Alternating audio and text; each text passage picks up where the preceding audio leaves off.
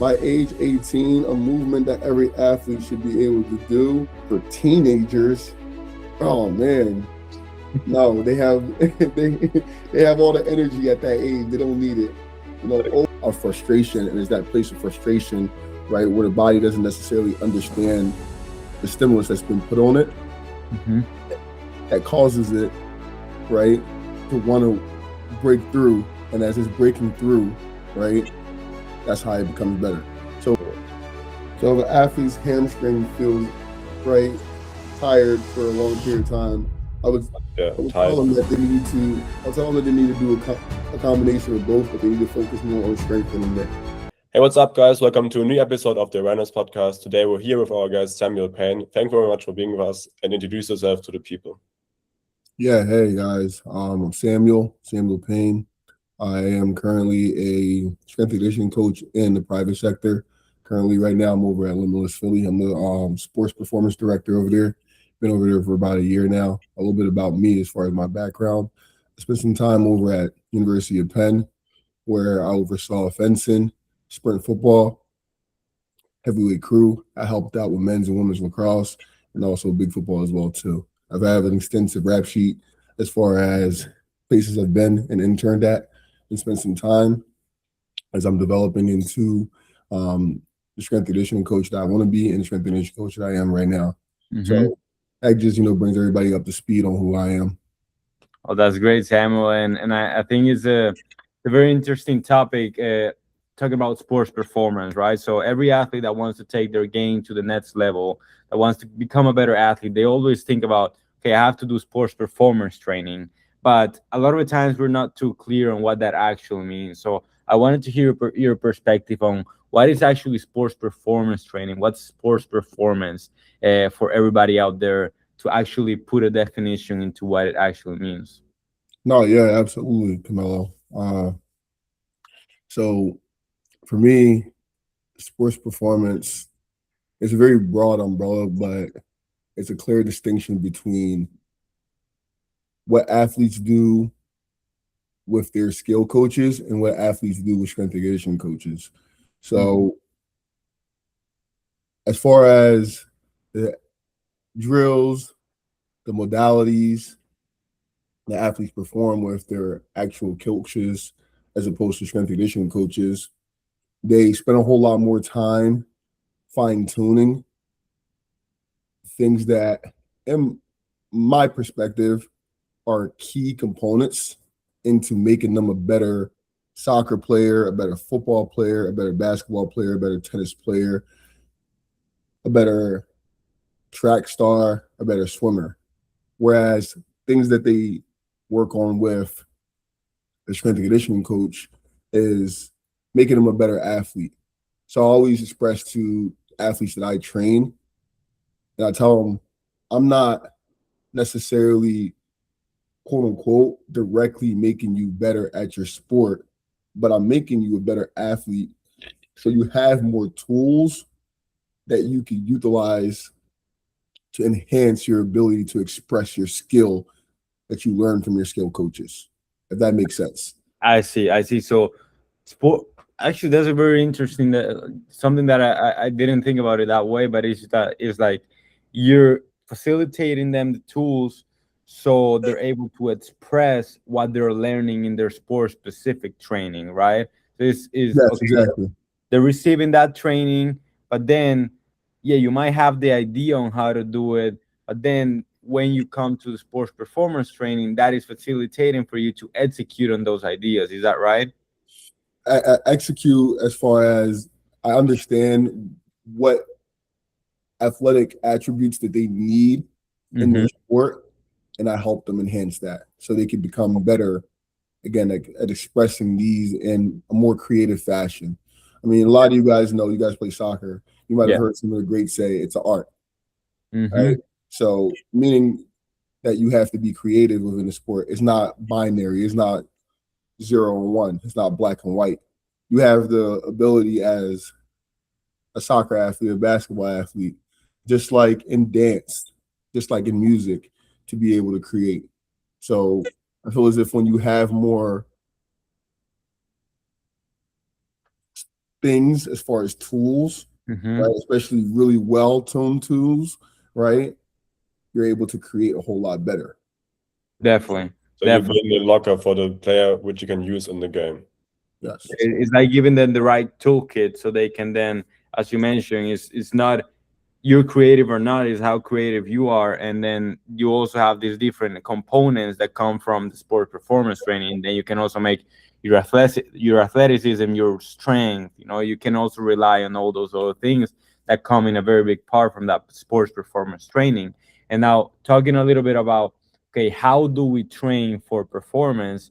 A very big topic and concept that we spoke about last time that we talked was progressive overload, and how is one of the key things in order to achieve this. So can you give us a little bit of a run through on what is progressive overload and then how you implement it into your program? Yeah. So progressive overload is just finding external stimulus to challenge the body continuously. And so to make it more in non-layman terms is, let's go back in regards to, let's say, basketball. The only way you better become a shooter is by shooting and taking more challenging shots. So if I were to say like a shooting coach, I would start off having my basketball player, right, work on his layups, right, right hand. Once he gets more confident, right, in making a right hand layup, I switch him over to a left hand layup, making it a little bit more challenging. So taking the aspect of eliminating his dominant hand and making him work with his less dominant hand. And then from there, right, maybe I'm having dribble, right, to go make a layup, right? So just making it more challenging for him to execute the actual action, right? Oh, Now, maybe outside of making him dribble to go make a layup, right, I'm putting somebody in front of him defending him, or I'm putting an object in front of him defending him. So now that external object makes it a little bit more, right, conflicting for him to make a layup. So it's always about finding some form of disturbance, right, to challenge, right, the body. It could be neurologically, it could be muscularly, right? It could be mentally from a cognitive standpoint, but little by little, right?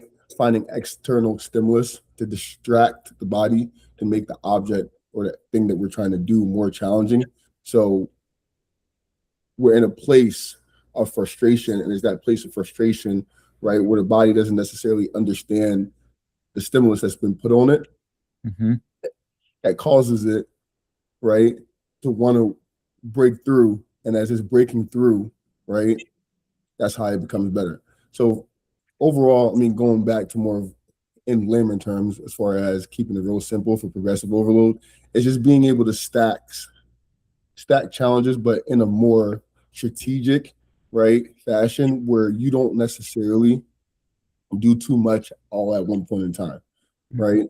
So if you overly tax the body, right, too much, you can place it in a place where it's overtrained, right, where it collapses, it breaks down. But if you find a way, right, to stack, right, small challenges, right, on top of them strategically, in regards to all the external things that's going on for athletes, right, because there are a lot, you can figure out a way to keep them progressively overloading or continue to keep them growing. I see. So it's like manipulating those external factors. So you're challenging the body, and in that process of challenging the body, while your body is looking for solutions to those external factors that you're manipulating, that's where it actually grows. And this can be in the gym, but then this can also be, as you mentioned, with specific skills regarding your sport, right? Correct. And you mentioned a very important point, that is that you shouldn't try to manipulate those factors in such a big way just at once. That it, again, as the name says, it has to be progressive. Then how do you determine how much is too much? And how do you determine how to actually uh, manipulate those factors in a way that is not overtraining them, but is making sure that the athlete is developing the right way? Yeah. So I mean, for me personally, there's many ways you can do it, but for me personally, how I work with my athletes in regards to managing their stress, right, and stimulus I'm placing on them is I do simple things as for daily check-ins. So just asking them, right? Asking them. And it could be real conflictive because that's more of a subjective, right, way to go about it. Because sometimes, when you're working with certain athletes don't always tell the truth, right? And as coaches, we want to make sure that we're always challenging them because it's the challenge from a progressive overload standpoint that keeps them getting better. So as much as we want to be humane, right, at the same time, we have to be, right, really understanding at the same time that people can be real deceptive. So that's one way, just asking them, but you can't always just rely on just asking them, right? But I would really just start there from a coach standpoint. As far as from more of an objective standpoint, and the facility that I work at, we have tools, right, and technology as far as like the Hawkins Force Decks. So just doing simple ready test, right, as far as them coming in, doing a counter movement jump, and seeing drop-offs in their numbers. So if they're, let's say at one point in time they PR'd, they hit, let's say a 21, right, and they come in one day, right, and I ask them how they're feeling, and they tell me that they're feeling great, they're feeling good.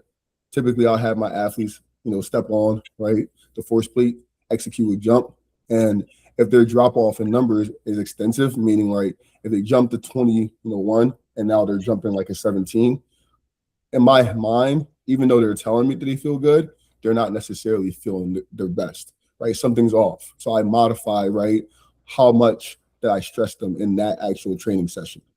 And how often do you do these types of tests? Is that something that you're doing in a day-to-day basis, or do you do it in a I don't know, weekly, or do you have a different time frame for that in order to determine how they're feeling?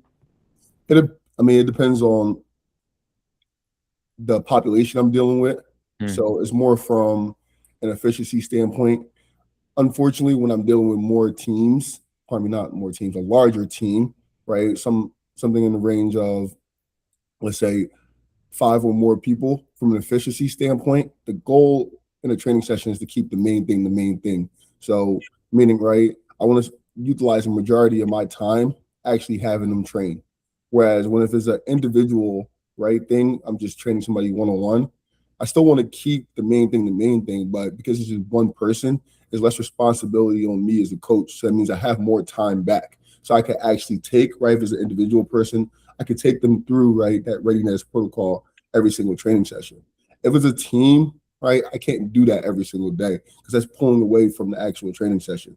And at that point in time, now I have to make a lot of modification on the back end just to make sure we're hitting the stimuluses we need. So from a team standpoint, it's typically either every week, right, depending on what time of the year we're in, or it could be every 4 to 6 weeks, from like a regular monthly or quarterly check-in, just to see where their numbers are at. I think it's also good for young athletes, because like you said, of course, athletes, they often lie, especially young. They don't know their body that good, and if you do the testing, they getting to know their body better. I think that's great. And Camilo, you go. There you go, Matze. I was moving to the next question, but okay. No, I had a question, Samuel, which is, of course, you can do progressive overload in different components. It doesn't have to be just specific to the gym, right, or to the way that you're pushing. But I wanted to ask you specifically about this place in which you work a lot, which is, of course, in the gym. I wanted to ask you what could be like a good number, or what is the number that you're looking for in terms of, I don't know, percentage, or how do you measure how much should you overload them, and in what frequency should you do that, just in a normal program that you do? So, it really comes down to what the goal is, right?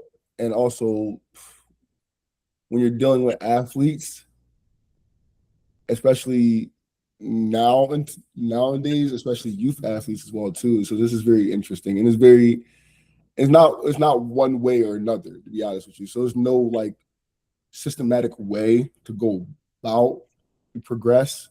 It's more so about paying attention to, let's say, if we're talking more from a readiness standpoint, right? Paying attention to how the stimulus that we're applying to their body, how it's affecting them. If it's affecting them in a positive way, then we continue down that road. But if it's affecting them in a negative way, then you have to pivot. So, I mean, typically for me, in combination with the questionnaires that I use, right, the readiness assessments that I use, and also just our regular, periodic, just test for KPIs, is just taking into account on a week-to-week basis how they're performing in the training session, right? And then just encouraging them to add just the smallest amount of weight, even if it's like 2.5 pounds, right? And you add it on both sides, that's 5 pounds. And that over time, that compounds, right? That 5 pounds, just from stacking that, right, from week to week to week to week, before you know it, right, that 5 pound turns into 20 pounds. That 20 pound turns into, right, 40 pounds. From 40 pounds to 60 pounds is so much, right? It doesn't happen where you make those big of leaps within a year, because we're being realistic. Training age does come into play. So if I'm having an athlete that's never trained before, right, never came into the gym, never put load on their body, I can have them probably, from a strength standpoint, gain about 50 pounds in their pressing movements, in their squatting movements, and in their hinging movements. But if it's an athlete that's been training, right, let's say for 20 plus years, they're a pro, it takes a whole lot more, right, stimulus, and it takes a whole lot longer to get them to be able to make those 20-pound gains, those 60-pound gains. So again, it's not no systematic way where I can sit here and tell you, like, this is the way to go about it, but it's really about trying to find, right, a happy medium between too much and too little on a consistent basis. And it's the things as far as the questionnaires, the readiness assessments, right, the periodic check-ins that I, do, right, to test their KPIs, just to let me know, right, when and how much to add. Yeah, it sounds like it's way more nuanced that, let's say, just giving a number and a specific frequency. It depends a lot on how the athlete is responded to the stimulus, right? Yes. And I think it's a very important point what you mentioned of that kind of like asymptotic curve when you have like younger athletes that have a less of a training age, how they're able to make more progress. But as you get to a bigger training age, then you cannot, it's not that you plateau, but it's way harder to make those improvements. But yeah, I think is a very important point. Matt, Do you think there's also a danger in progressive overload? Like maybe, of course, like with you, coach, there's no danger, but maybe people who don't have the accessibility of a coach or going into a facility, which they can do wrong. Yeah, absolutely. I agree 100%. I just had a conversation with one of my colleagues about this. And, you see athletes who they're constantly getting injured, right? And they wonder why they're getting injured. And as a strength and conditioning coach, it's always heartwarming when I find, right, these athletes that are like overachievers that just always are go, go, go, go, go, go, go. Just always want to be in, either is on the field, practicing their skills, or either in the weight room, right, doing extra work more than we prescribe them, right? But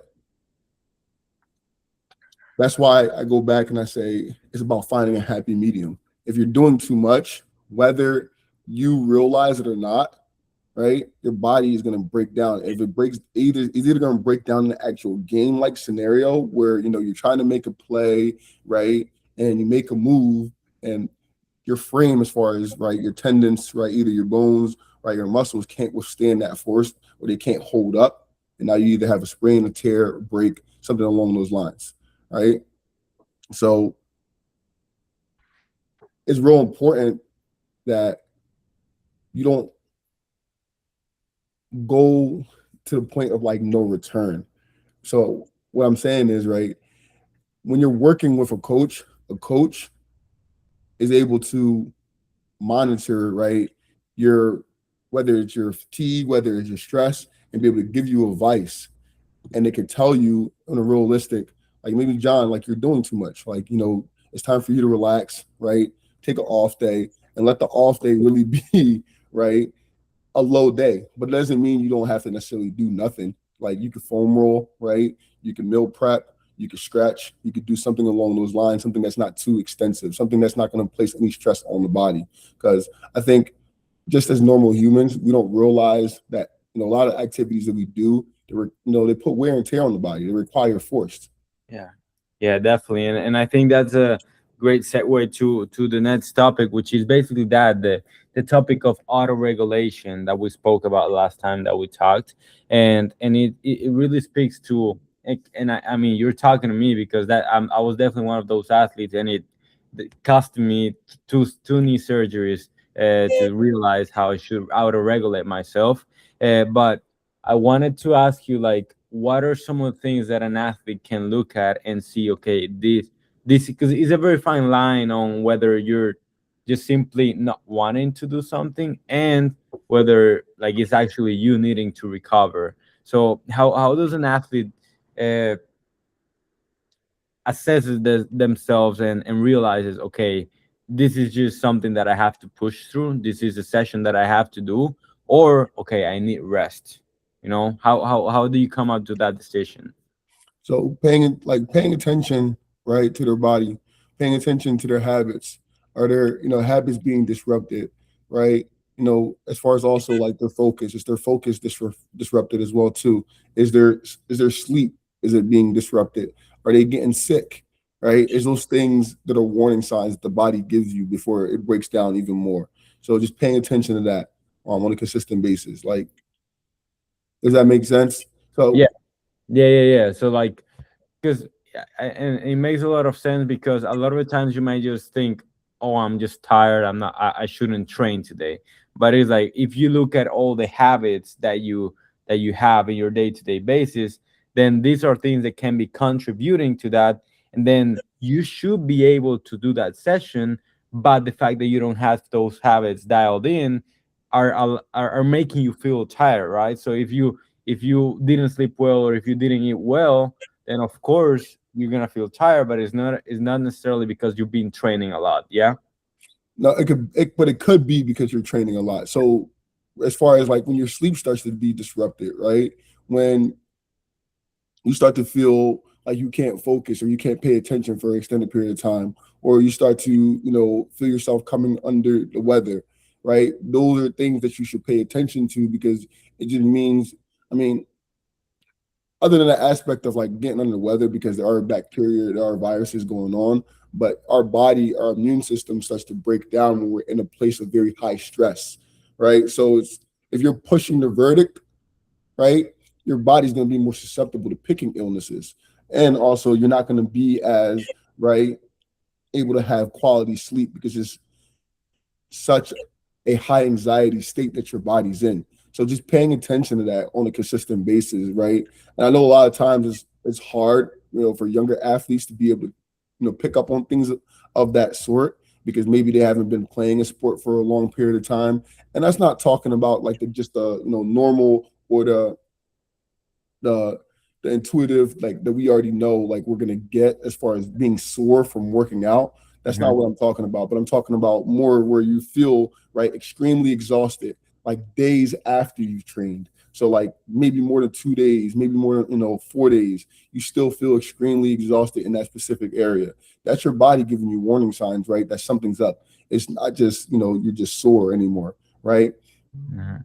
Yeah, no, I understand, and I was looking at it from the perspective on the training, the bad habits, or not being able to sleep well, not being able to focus, the cause of you feeling tired. But then, as you're putting it, you feeling tired because of overtraining is also putting you in a place in which you're not able to sleep well, that you're getting Yes. sick. All so it's kind of like a loop in which one thing causes the other, and this other thing can also cause the other thing, which I think is great. Just looking at those, uh, is it just normal soreness that you expect from a training, or is it affecting these other components of my life?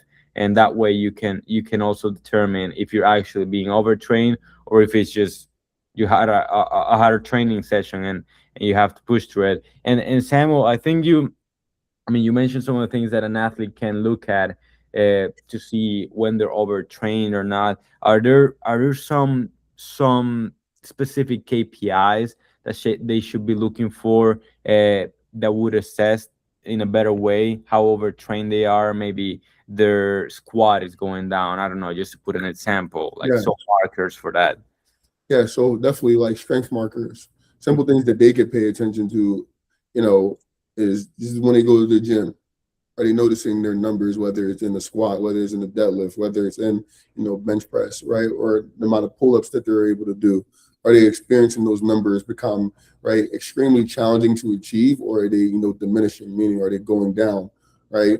So paying attention to those things are like key, right, warning signs that you're overtraining, and maybe you need to dial back a little bit, or if not dial back a little bit, right? If you're working with a trainer, talking to your trainer about that, or right, whereas the trainer would know how to adjust the volume and intensity to help you continue to increase. But if you're not working with a trainer, the best thing you could do is just dial back, take a rest day, right? Okay. Yeah, perfect. I think that's perfect. And Samuel, another thing on this part of knowing where to push and when to kind of dial back a little bit or just readjust.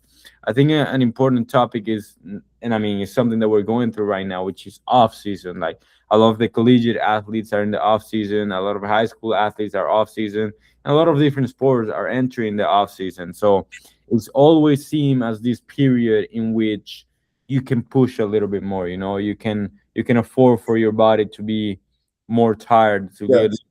be a little bit more sore. So how do you factor this into the off season? Is it okay to be a little bit tired during the off season, or how does it factor in? Yeah, it's definitely, in my opinion, it's definitely okay to feel a little bit more uncomfortable in the off season. I think the off season, especially towards the middle of it, not the early off season, definitely give your body, enough time to recover. It takes, week, maybe, two away from your sport. Don't play for, a couple days. But as you start to get back into training and you're preparing for something a little bit more specific, this is definitely the building blocks, right? Where your body needs to experience the most external stimulus to build a foundation for you to be able to be more sustainable when we start to, right, put heavier load on your body or start to do more complex exercises, closer towards, right, as we're getting ready to go to pre-competition or we're going to competition. So for me, I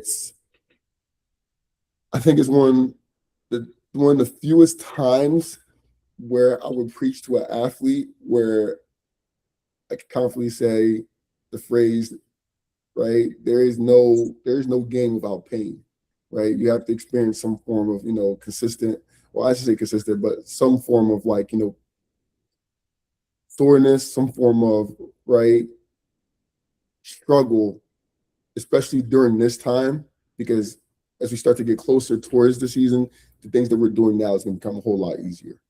So you have to definitely go through the road less travel during this period of the year, like during the off season. This is where you can push it a lot. To prepare the body for the season. And let's say you have 2 games a week, you can't just be in the off season just chilling the whole day and doing some runs in the week. Yeah, and I think also with that extra stimulus that you're gonna be putting with that extra soreness, it's like you're already gonna have soreness from the improvement or increase in stimulus that you're giving your body. So it also comes with being aware that you shouldn't let go on your nutrition, or you shouldn't let go on your sleep, on your recovery, because it's gonna be even more important now that you're gonna be putting more stress to your body. But what I see is also a lot of athletes take that off season that, yeah, they can train more, but then some of those other habits they let go a little bit of. Is that something that you see as well? Yeah, that is something that I see a lot. And I think that's one of the complexities of being an athlete. I think a lot of people don't realize the amount of money that the professional athletes and even semi-professional athletes get paid, right? I think it's worth, right, the risk, the discipline that they have to uphold to maintain the physique, right, that is required for their sport.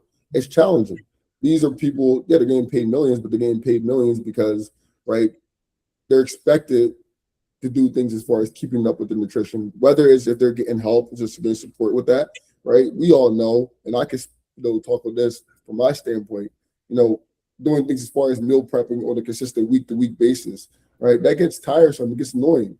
right? That's not something people choose to do. I don't just get out of bed and I'm like, I want to meal prep Sunday. No, so it is important. But when you sign up for that role to be an athlete, to be a soccer player, right? That's something that you have to, if you want to be the best, right? And not just be the best, but be, able to stay in the sport for a long period of time. That's something you have to commit to, and you have to commit to on a regular basis. So yes, it is really important, despite, right, it being the off season and you're allocating more, attention and focus towards actually being in the gym, because that's where you should be at, right? Taking advantage of that doesn't mean you dial off on your nutrition. That means you double down, right? And you make sacrifices and you lock in. And just all comes down to being honest with yourself. Like, you should get sore because you do more workouts or harder workouts, not being sore because you didn't get your 8 hours of sleep in.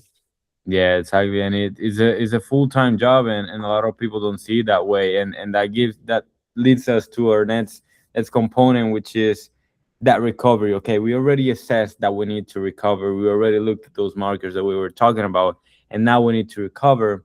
A lot of people think about recovery, and you mentioned this before, as doing nothing. But what is actually active recovery? This term that we hear a lot. So active recovery is, to me, is any form of activity, low impact, low amplitude activity, right, that can help enhance healing to the body. So it could be something as far as, yoga. It could be something as far as foam rolling. It could be something as far as, right, going to the sauna, doing, cryotherapy, going in a cold plunge, right? It could be something as far as like, tapping in with your, physical therapist for some STEM or, things along those lines.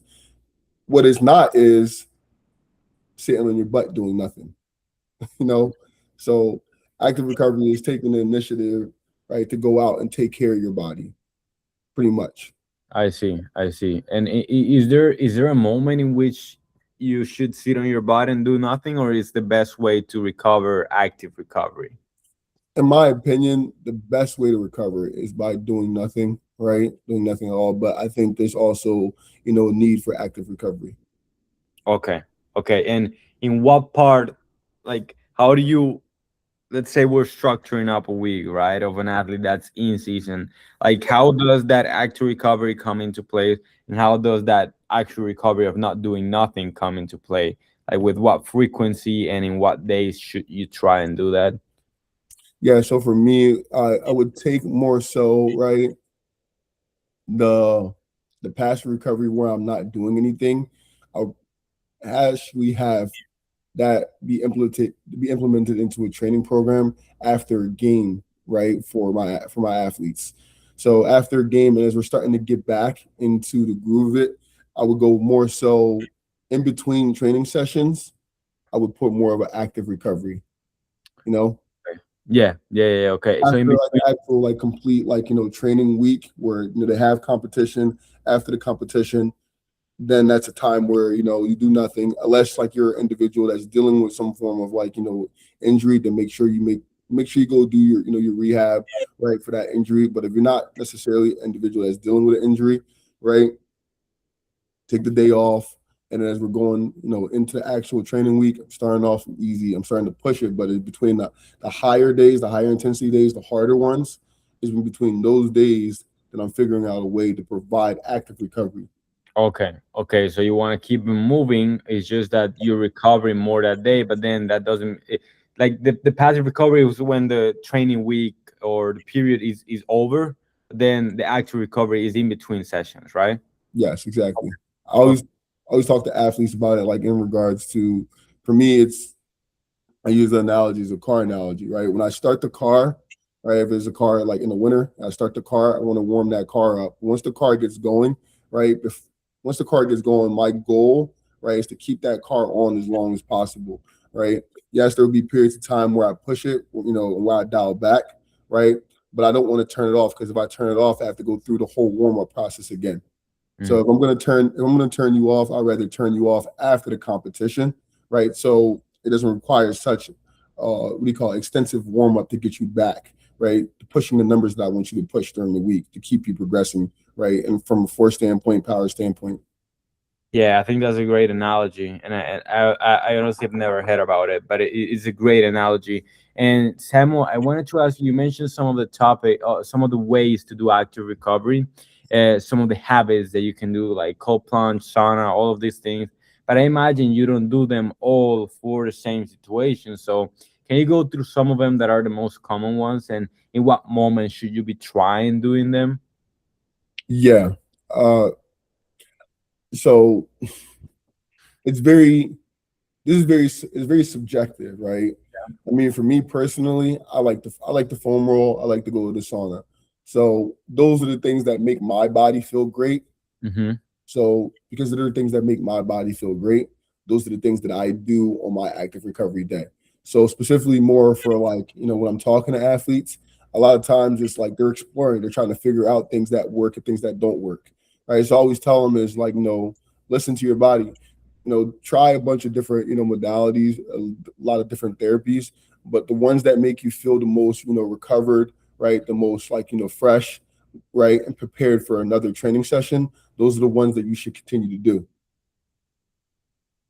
Okay, okay, I understand. And Samuel, I think this really like leads like is a great way to finish off like this part, and I think it went pretty smoothly off. Okay, what is progressive overload, which is the way in which you put more stress into your body, but then also knowing when is too much stress, and then analyzing and being able to assess yourself to know when is a good moment to dial back. And then once you know that, is okay, how do you dial back and how do you recover to make sure that you're performing in the best way possible. So I wanted to ask you, just to kind of finish off this part, is like, is there any actionable advice for a young athlete that, let's say, doesn't have the biggest support system and a lot of people around them, just so they can we already talked about some of these things, but now if we can put it all in like one sentence, it's so they can assess their body, so they can then recover, and what are some of the things that they can do in order to do that? Yeah. What I would say is for young athletes, that, the thing that you could be working on right now that could, work wonders for you in regards to actually, achieving what you want to achieve. And then when you get to that place, helping you maintain, right, that achievement is establishing a routine at a very young age, right? So is that routine that, that will help you as far as from a structural and a skeletal standpoint, right? Set yourself up for success, not just knowing, when to practice, right?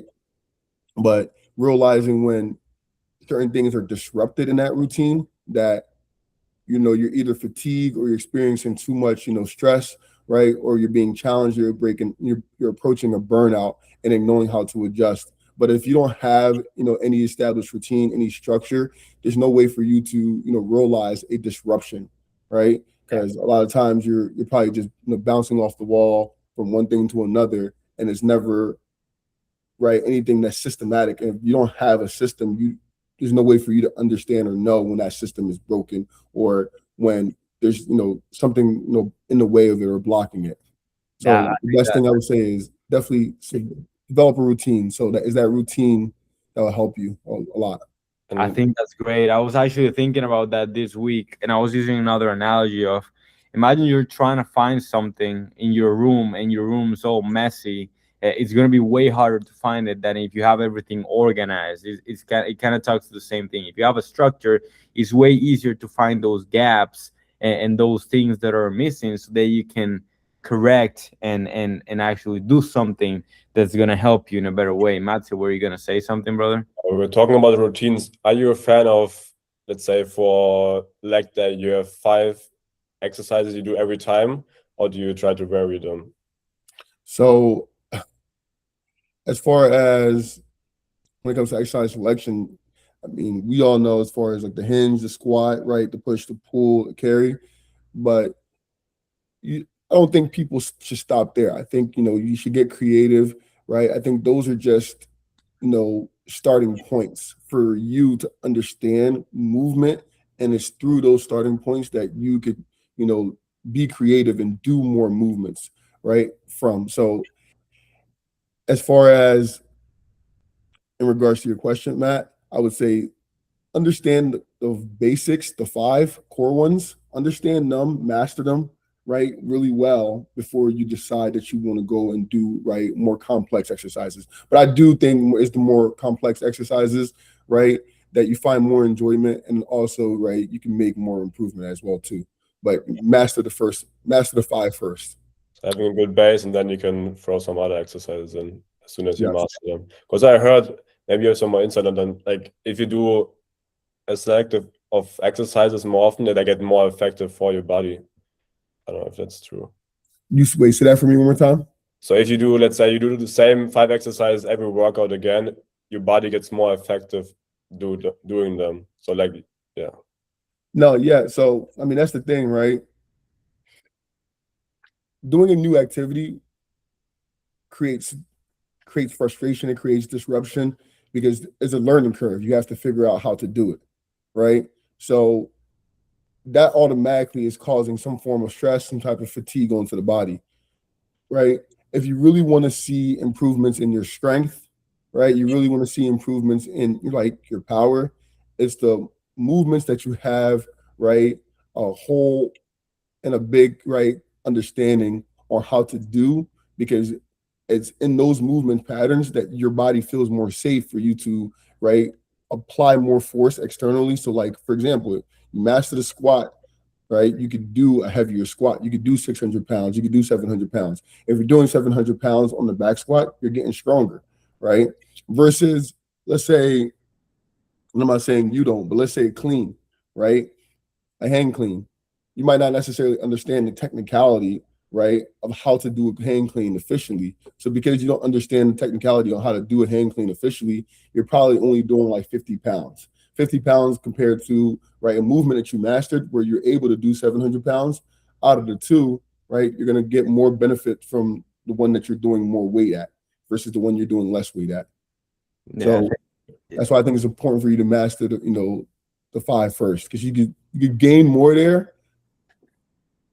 Yeah, that's a great point. That because your first step in those other complex movements is going to be to learn how to do the movement. So you're not going to be able to progress in terms of the weight or in the intensity that you're putting, because you're too busy per se mastering the movement itself. So that's why I think like your point to kind of like have your structure of those fundamental movements, then also get creative, so you get like the best of both worlds, in which you can progress in those fundamental movements, but then you can also enhance your movement literacy by doing these other movements that are a little bit more complex, right? Yeah. Perfect. Well, Samuel, I mean, I think we touched on a lot of great topics, man, and I'm really glad that you were able. I think your way of just explaining all of these concepts that are necessarily simple in a way that we can all understand, and a lot of athletes can understand in a very actionable way, that they can do it, I think is great. And so I mean, I got a lot of value from it, and I hope a lot of the people watching it got a lot of value from it as well, man. So before we wrap it up, are you okay if we do some rapid fire questions? Yeah, go ahead. All right, perfect, man. So running long distances to get in shape for a sport. What do you think about that? If your sport doesn't require you to run long distance, there's no need for you to be running long distance as an athlete. So if your sport, if you're not running a marathon, if you're not training a marathon, right, there's no need for you to actually be running 26 miles. Does that make sense? Yeah. A lot of guys are going to be happy hearing that. Yeah, but they have to look at what's the other workout, the interval training, and all of that. Yeah, you have. That's not saying you don't have to run long. That's not saying you don't have to run, but you don't have to run long distance if it doesn't require you to run long distance. You still do have to run though. Great. Okay, on to the next one. By age 18, what is the movement every athlete should be able to do? By age 18, a movement that every athlete should be able to do. I think you should be able to do all of them, but I think the one that's most important to me, right, is just to be able to jump.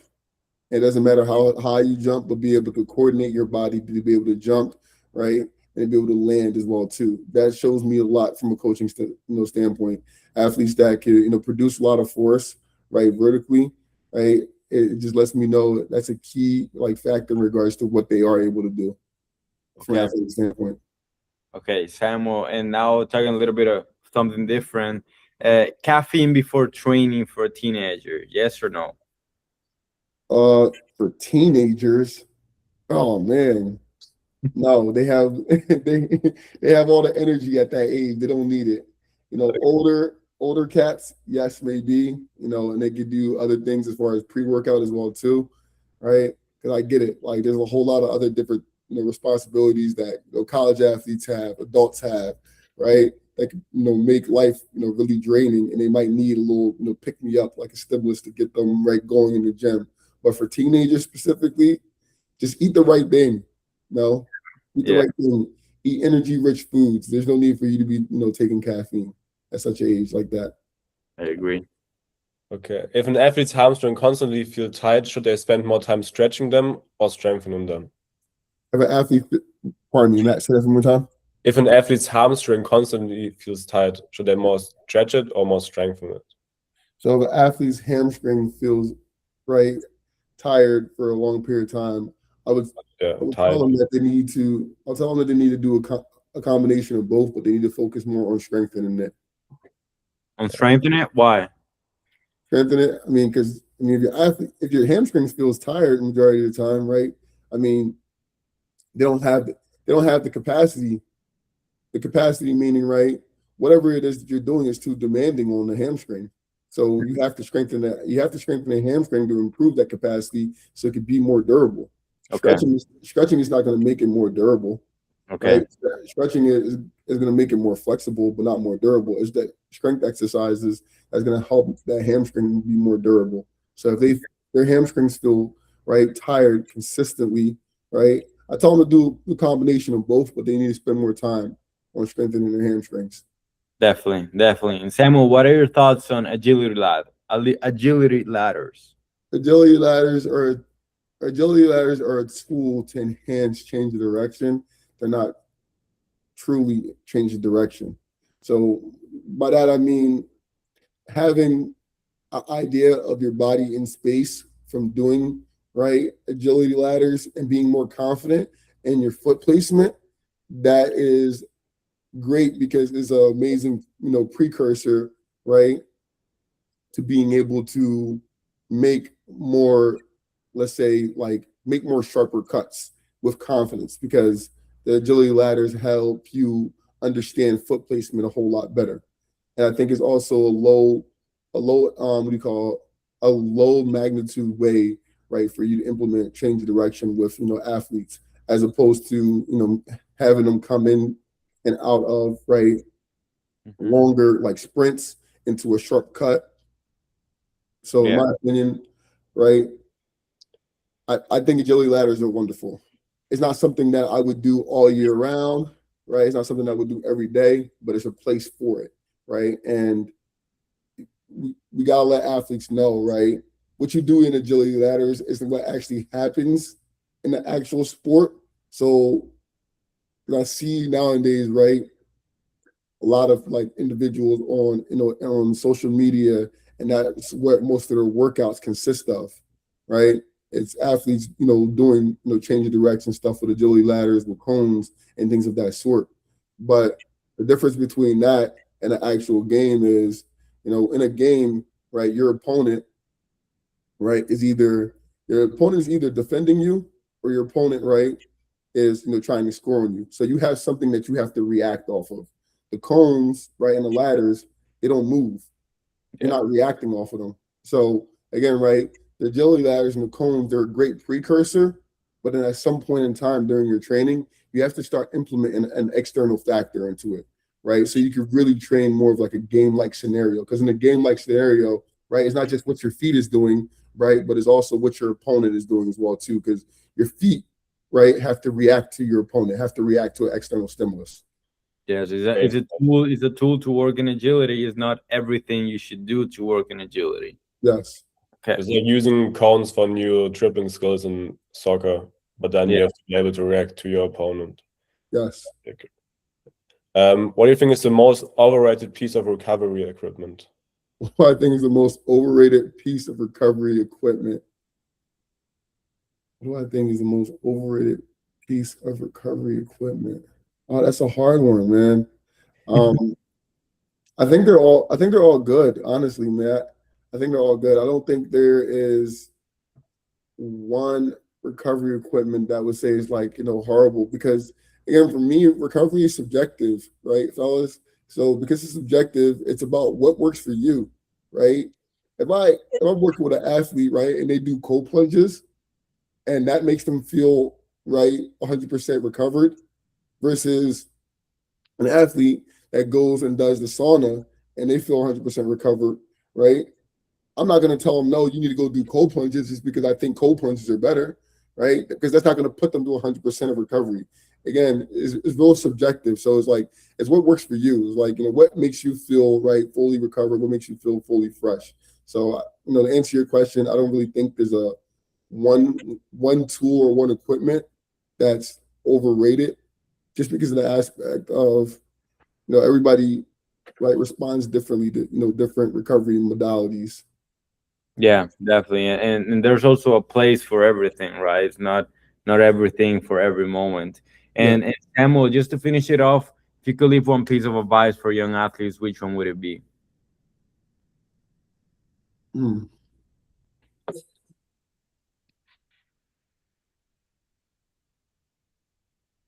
If I could leave one piece of advice for a young athlete, what would it be?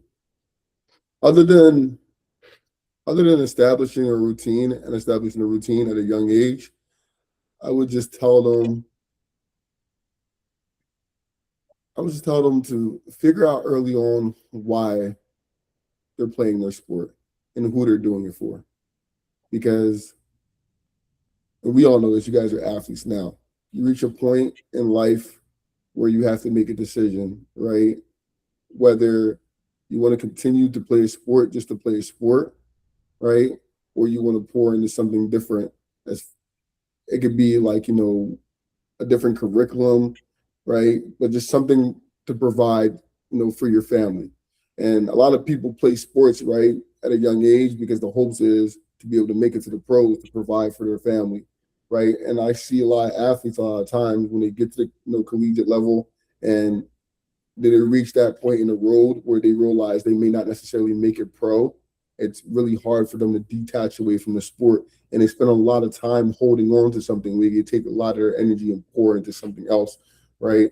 To be able to again, right? We're all alive now, and all our missions is everything that we do is to be able to make a way for the people that we love, to provide for people we love. So I would tell them, other than a routine, figure out exactly who they're doing right, what they're doing for currently and why they're doing it. And that should give them a guideline and the amount of sacrifice that they actually need to make to be able to get there. And then when they do get there, when it's time to make a decision, whether it's they're going to make it or not going to make it, it makes it a whole lot easier to, make the choice to either let go and do something else or continue to push forward and do it. Definitely, man. I think that's a That's great all advice. advice. Yeah, and something that I see a lot of trying, and definitely something that I experienced myself of being too attached to the sport in a point that it's actually not allowing you to take that energy and put it into something else that probably for that moment in time is the best thing you can do. So, man, I really like that piece of advice, and I think it's a great way to finish it off. And Samuel, I really appreciate your time, man. It's been great speaking to you. I'm looking forward to having another conversation, man. Yeah, absolutely, guys. Anytime.